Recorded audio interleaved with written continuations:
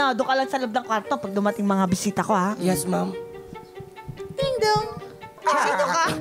Andito ako para bawiin ang anak ko. Sino ka ba? Mami, Anong anak? Mami, sino po siya? Hindi ko alam, tinatanong ko nga eh.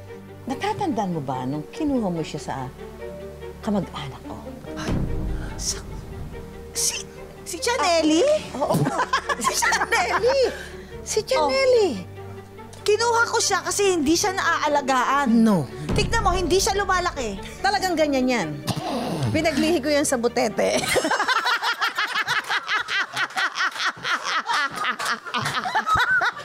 Pwes, hindi mo siya pwedeng kunin. Ako ang nagpalaki sa kanya. Ako ang kinalakihan niyang magulang, nanay. That's right. At sa akin siya sasama. Di ba? She's right, ma'am. Kaya pala naging ganyan ka. Sige, pumili ka. Sino ang gusto mong ina? Ina mo ka? Nahihirapan po ako. Pero bakit po kayo bumalik? Ano po ang kailangan nyo?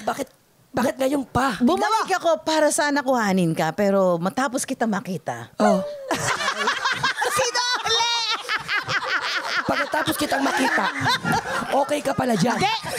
Wala nang bawian. Ito lang naman ay front ko lang. Para hindi ako masabihan na masama ako. Pero... Binabalik ko na sa sayo. Sayong-sayo na. Hindi, okay na siya sa'yo. Sayo na siya! Oh my God, nagsasakitan po sila.